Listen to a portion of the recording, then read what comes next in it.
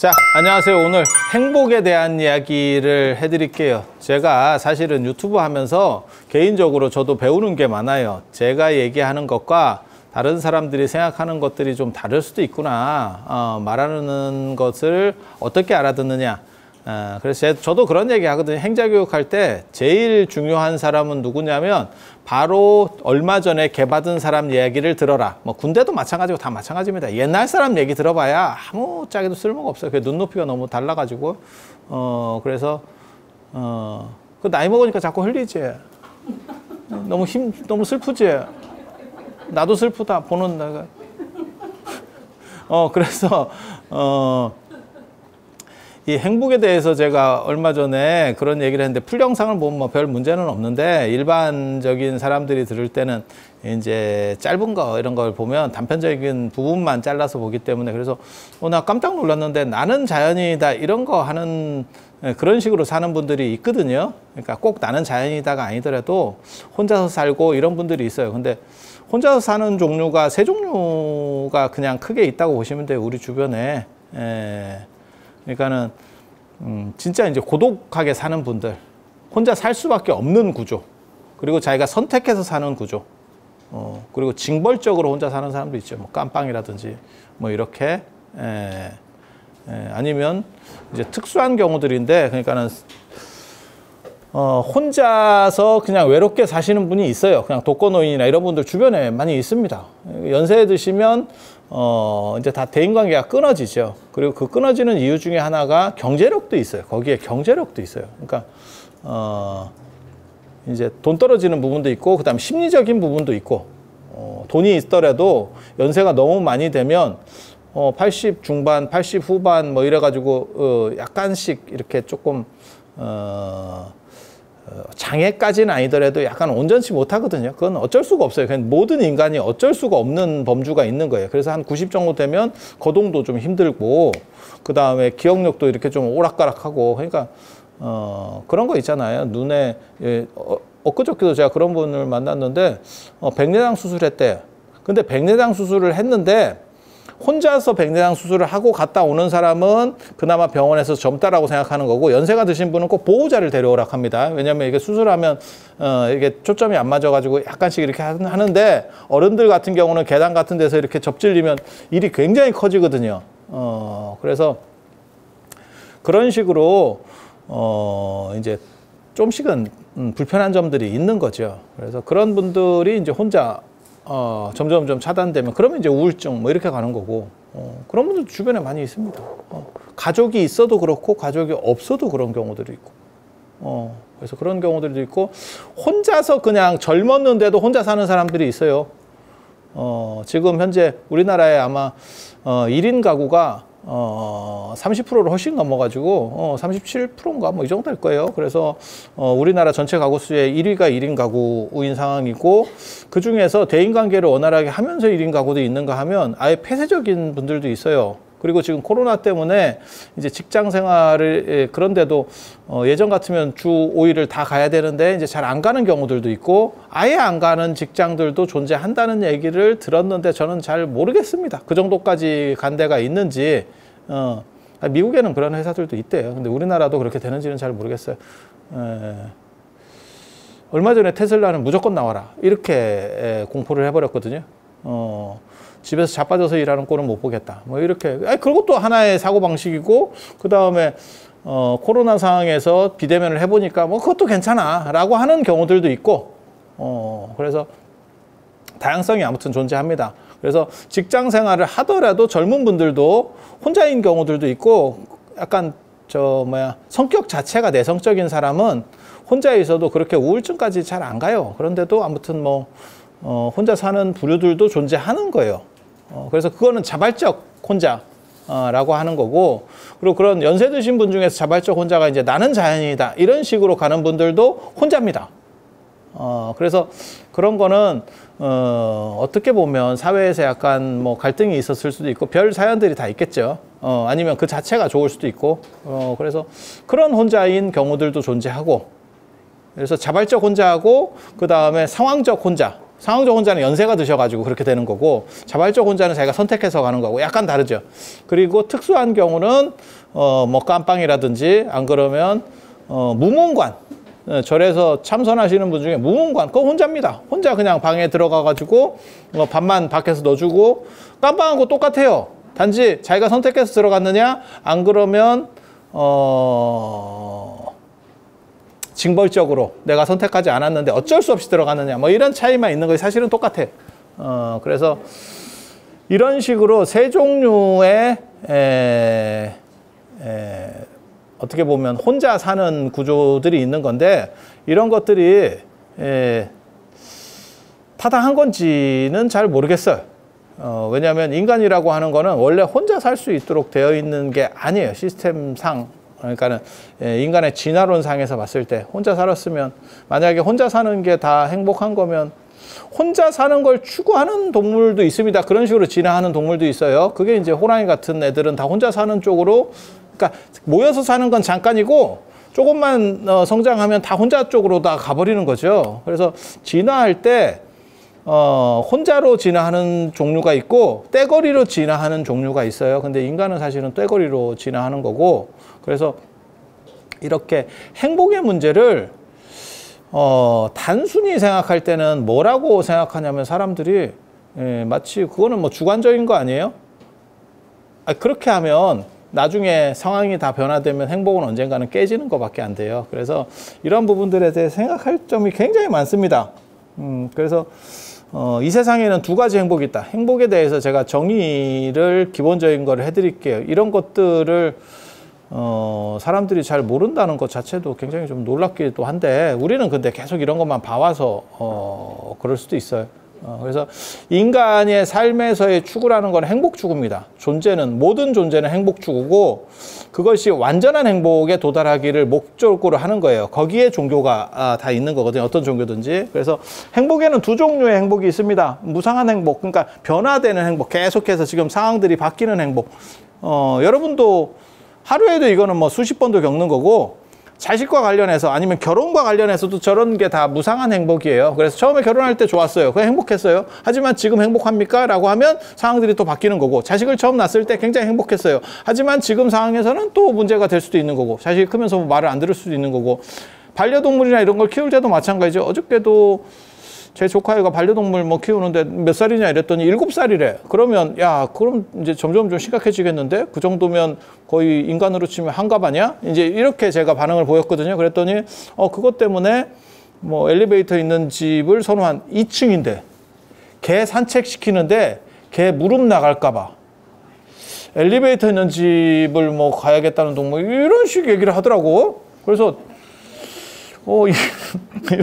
이런 개 같은 뭐 이런 생각이 잠깐 들었지만, 삼촌은 꼰대가 아니기 때문에 차마 대놓고 얘기하지. 난 교양인이잖아.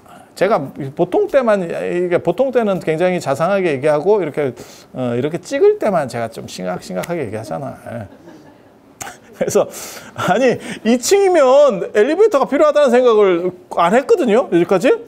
근데 연세 드신 개를 위해서 엘리베이터가 필요한 쪽으로 가야겠다. 나는 문제가 없는데. 아니 이제 그런 문제들도 나오는 거. 그래서 더 심해지면 네가 굉장히 힘들어질 거다. 내가 그 얘기는 했어요. 그랬더니 자기도 그거 어떻게 했으면 좋을지 모르겠다. 그러니까 처음에는 행복했지만, 아니 그렇잖아요. 걔도 이제 오래 키워보신 분 알잖아요. 한 10년 정도 되면 원래 정상적으로는 거기까지 살지도 못해요. 지금 집안에서 놓고 키우니까 그렇게 사는 거지. 그냥 우리 옛날에 밖에서 클 때는 그렇게 사는 개들이 없었어요. 그리고 인간도 마찬가지지. 우리도 바닥에서 빙빙 굴러다니고 있을 때, 조선시대 때 평균 50도 채 안 됐다니까. 제가 늘상 얘기하는 거 있잖아요. 신사임당 47, 율곡이 49에 죽었는데 단명했다는 기록 하나도 없잖아요. 왜? 그 시절에는 다 그렇게 살았으니까. 왜 그렇게 쉽게 사람들이 죽느냐? 환경이 깨끗하지 않아서 그래요. 그래서 제가 그런 얘기 하잖아요. 웰빙으로 살 때 자고로 일찍 죽었다. 농약 먹은 뒤부터 인간들이 오래 살기 시작했다. 굉장히 재밌는 얘기예요. 근데 전체적으로는 사실은 온도하고 항상한 걸 먹을 수 있느냐, 깨끗한 거를 기본적으로 유지될 수 있느냐. 그러니까 우리 어렸을 때만 해도 사실은 별 얘기가 없었던 것 중에 하나가 아토피였죠.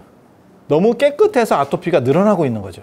그러니까 우리는 바닥에서 흙바닥에서 좀 굴러다니면서 이렇게 살았을 때는 지저분한 게 워낙 많기 때문에 그 정도는 깜도 안 됐지. 어디 이놈 자식들이 말이야 그런 정도 아토피 같은 게 어디 오겠어? 물론 있었을 수도 있어요. 근데 우리는 그런 정도 생각이었는데 지금은 환경이 너무 깨끗하니까 조금만 이제 문제가 생겨도 피부가 반응을 보이는 거죠. 우리는 워낙 지저분한 데 속에 있었기 때문에 땅끄지 같이 있었잖아요.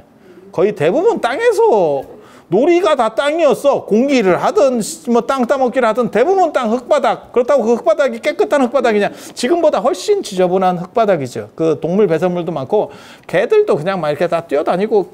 아니 그게 서울 현실입니다. 지방을 얘기하는 게 아니에요. 어디 촌 얘기하는 게 아니에요. 저는 제가 어렸을 때 서울에 살았기 때문에 서울을 얘기하는 거예요. 서울도 그렇게 거지 같았어요. 그리고 아저씨들 뭐 이거 그다음에 시민의식 다 진짜 거지 같아가지고 80년대 초반까지만 해도 거지 같아서 뭐냐면 길거리에다 쓰레기가 지천이었고 보도블록에는 껌이 너무 많아가지고 우리가 일주일에 한 번씩 초등학교에 가면 그거를 껌 띄는 울력 시간이 있을 정도였었으니까 그런데도 그 다음 주에 가면 또 껌이 있어. 그래서 그때 생각한 건 아 롯데는 이래서 돈을 많이 벌었구나. 근데 지금은 사실 길에 다녀도 껌 자국도 없죠. 껌 자국 발견하기도 굉장히 어려운 거고 예전에는 쓰레기통도 진짜 가깝게 있었다니까. 전부 길에 줄줄이 쓰레기통이 있어도 시민의식이 얼마나 안 좋은지 쓰레기통에 안 버리고 그냥 버렸고 지금은 쓰레기통이 없어서 저 같은 경우도 하루 종일 쓰레기를 호주머니에 넣어갖고 다니는데도 불구하고 쓰레기를 못 버리고 있는 상황이고 그렇게 바뀐 거예요. 그래서 뭐 꼭 나쁘다 좋다를 얘기하는 게 아니고 사실은 그만큼 바뀌어 왔어요. 그래서 환경이라는 게 사실 깨끗해지면서 오래 살게 된 거고 개도 마찬가지고 집 안으로 들어오면서 어떻게 보면 굉장히 오래 살게 되는 거고 그리고 그렇게 되면 이제 슬퍼지는 문제가 벌어지겠죠. 그 긴 기간 예를 들어서 인간도 마찬가지고 한 70부터 한 90까지 아니면 100까지 여러분이 간다라고 가정했을 때 그중에서 70 정도면 버팁니다. 근데 이게 80 넘어가면 정상적으로 몸 작동이 다 안 돼요. 그건 어쩔 수가 없어요. 그건 어쩔 수가 없어. 너무 좀 우리 모두의 불행인 거죠. 어쩔 수가 없어요. 그걸 뭐 아무리 돈 많은 사람도 방법이 없을 걸 그거는. 그리고 개도 마찬가지죠. 그러면 행복했다가도 또 불행해질 수 있는 거고 이렇게 관계들은 계속 바뀌어가는 거죠. 그래서 이게 변화의 행복이라고 하는 거예요. 변화의 행복. 그래서 여기서 이제 가장 1차적으로 추구하는 행복이 그러니까 변화의 행복이 있고 사실은 항상한 행복. 진짜 인간이 추구하는 아리스토텔레스도 니코마코스 윤리학 같은 데서 인간은 행복하기 위해 산다라고 했을 때 1차적으로는 이거고 2차적으로는 이거예요. 항상한 행복. 완전한 행복이라는 걸 추구하는 거죠. 불교도 행복만이 지선이다. 최고의 선이다. 라고 하는 것도 사실은 이 완전한 행복에 대한 이야기예요. 완전한 행복. 그걸 어떻게 찾을 것이냐. 그래서 이 완전한 행복은 간단한 거니까 그냥 얘기만 할게요. 이게 두 종류가 있는 거죠. 유신론적 종교는 그러니까 신을 믿는 종교, 신 중심의 종교는 이 행복이 신에 의해서 주어진다라고 생각해요. 그게 어디냐면 천국입니다. 천국에 가면 그러니까 기독교, 이슬람교 이런 데는 천국에 가면 신에 의해서 세팅이 돼 있는 거야. 행복 조건이. 그래서 거기에 네가 들어만 가면 행복한 거야. 마치 바다라고 하는 건 자연적으로 존재하는 거고 더우니까 우리가 해수욕하고 그 안에 풍덩풍덩 들어만 가면 되듯이. 예. 그런데 이제 저거의 이제 최대 단점 중에 하나는 모든 사람이 편이 아닌 이상 모든 사람이 동시에 행복할 수 있느냐라고 하는 조건에서 문제가 되는 거예요. 이유가 뭐냐면 사람은 비교하면서 행복을 느끼거든. 비교하면서. 제가 그래서 그런 얘기 하잖아요. 예전에 카폰, 벽돌폰 이런 거 쓸 때 행복했었다고. 그리고 아이폰 이런 거 나왔을 때도 처음에 산 사람 처음에 그 당시 100만 원이면 공짜 폰이 막 돌아다니고 있을 때 일반적으로 돌아다니고 있을 때 100만 원짜리를 사야 된다는 건 굉장히 부담도 된 일이지만 행복한 일이었었어요. 사실은. 그게 일종의 어떻게 보면 명품이지. 하지만 지금 이제 일반화되면 그걸로 그렇게 행복하지 않아요. 그걸로 그렇게 행복하지 않아. 그래서 비교하면서 나타나는 행복이라는 게 존재하거든요. 그런데 천국에서 모든 사람에게 공통으로 지급하는 그런 전제 조건 속에서 행복할 수 있느냐? 여러분도 마찬가지죠. 누가 예를 들어서 한 달에 내가 30, 40씩 너네에게 줄게. 혼자만. 그러면 그 사람에게 엄청나게 고맙죠. 그런데 그런 시절이 지금 도래했죠. 그게 노령연금이거든요. 노령연금. 그걸 받으면서 행복한 사람이 몇 명이나 있는지 모르겠어. 물론 고맙지. 안 주는 것보다 고맙지. 그렇게라도 해서 어른들한테 그 큰 도움이 되는데 한 달이라도 안 나오거나 뭐 좀 깎읍시다 이러잖아요. 그럼 동사무소 가서 머리끄댕이 자꾸 싸운다. 왜? 모두에게 주니까 그건 행복이 아니라고 생각해요. 그건 권리라고 생각하는 거예요. 한 사람한테만 누가 자식이라도 한 달에 40씩 줄게요, 드릴게요. 이러면 부모 입장에서 좋은 거예요. 고마운 거예요. 근데 그걸 모든 사람에게 주면 그건 행복 조건이 안 돼요, 사실은.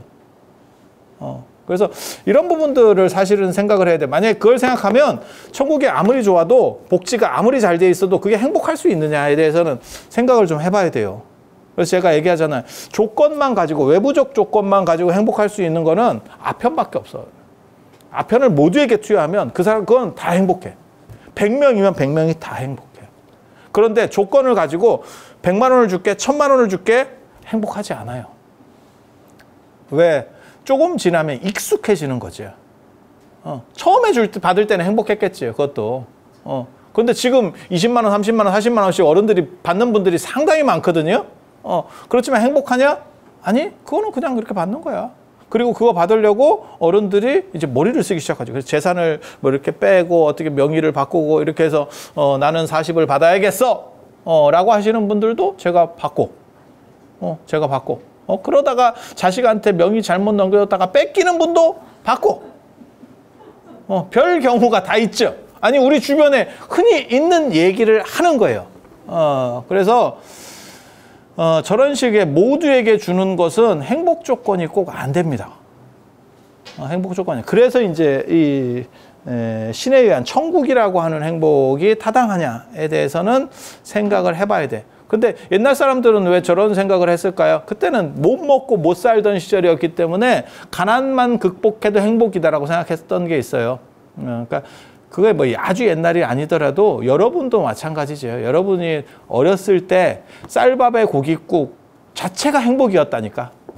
그게 입밥에 고깃국이라고 하는 아예 말로 우리에게 전달이 돼 있잖아요. 지금까지도 내려오고 있잖아요. 입밥에 고깃국, 쌀밥에 고깃국 먹는 게 행복이었어. 하지만 지금 여러분들이 쌀밥에 고깃국을 다 먹고 있는데 행복하냐라고 물으면 그게 뭐 이렇게 되는 거지. 왜? 평준화돼 버렸어. 평준화돼서. 쌀밥 먹으면 행복합니까? 햇반이 그렇게 행복해? 햇반 팔아 먹는 놈이 행복하지. 햇반이 행복한 게 아니고. 아니, 그렇잖아요. 이거 되게 재밌는 거예요. 그래서 외부적 조건이 행복을 줄 수 있느냐에 대해서 이거는 의심을 해봐야 되는 거고, 그래서 무슨 생각들을 하냐면 진짜 인간이 미개할 때는 갖춰지면 다 행복하다고 생각했던 거예요. 갖춰만 지면. 근데 사실 인간은 비교하면서 계속 올라가는 존재이기 때문에 그게 이제 모두에게 필요 충분 조건으로 작동하기가 쉽지가 않은 거예요.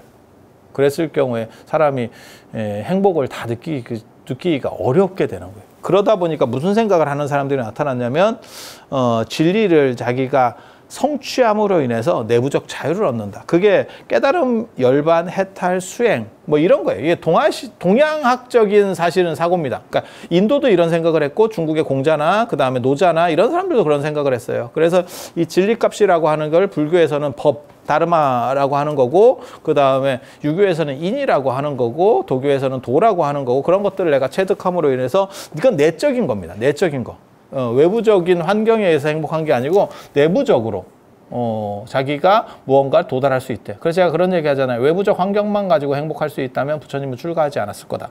공자나 이런 분들은 잘 모르겠고, 공자는 어차피 그 쩌리에서 시작한 인생이기 때문에 엄마 안징제라고 하는 사람이 그게 요즘으로 말하면 씨바지로 들어간 경우이기 때문에, 우리도 그런 거 다 갔었잖아요. 그 태산에도 가고 공자 국부 무덤에도 가고 공자 무덤에도 가고 대성전 거기 다 가봤었잖아요. 예.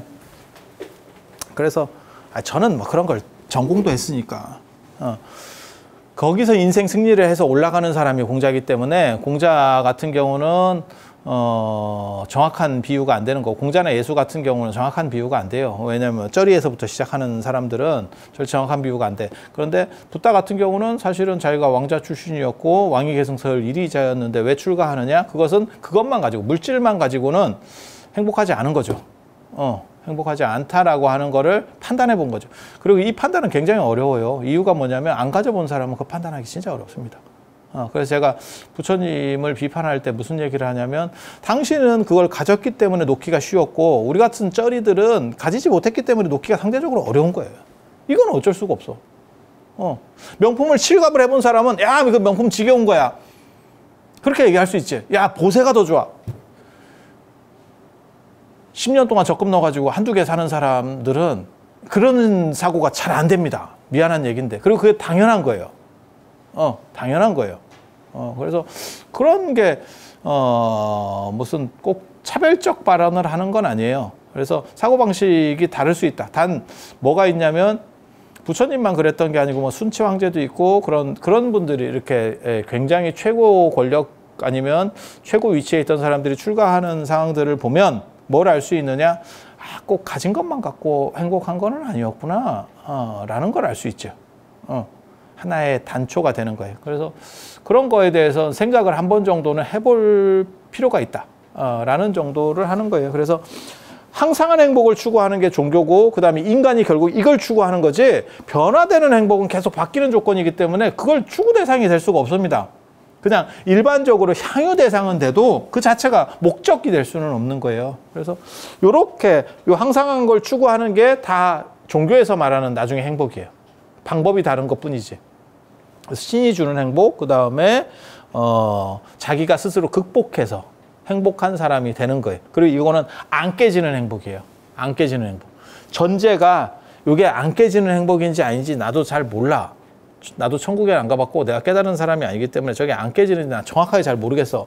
근데 그렇게들 얘기합니다. 지금까지 종교에서 말하는 건. 거기까지 얘기하는 거예요. 제가 나중에 기회가 돼서 깨달음을 얻으면 그때 내가 그게 안 깨지는지 깨지는지 얘기를 해줄게요. 근데 저는 사실은 깨달음에 대한 생각이 달라요. 또 달라요. 또 달라. 그래서 그거는 또 다른 얘기를 해드릴게요. 그런 거를 생각을 딱 정리해가지고 제가 얘기하면, 그러니까 이것도 지금 그런 거거든요. 이런 게 어떻게 보면 철학이에요. 새로운 철학적 얘기를 해드리는 거예요. 그래서 이런 것들이 있고, 요거는 어떻게 보면 이건 믿음의 영역입니다. 사실의 영역이 아니고 믿음의 영역이에요. 그러니까 그 종교에서는 그렇게 믿고 그 종교에서는 그렇게 믿고 있는 거예요. 객관적으로 이걸 다 증명할 수 있느냐? 아니, 사실은 그렇게 안 돼. 하지만 유기체는 모두 다 이걸 추구하는 건 맞는 것 같아요. 안 깨지는 행복을 추구하는 건 맞는 것 같아요. 설마 뭐 불행을 추구하진 않겠지. 그리고 또 한 가지가, 이게 우리가 현실에서 부딪히는 행복의 방향이 사실은 여기에요. 그래서 무상한 행복, 그러니까 변화되는, 계속 변화되는 행복,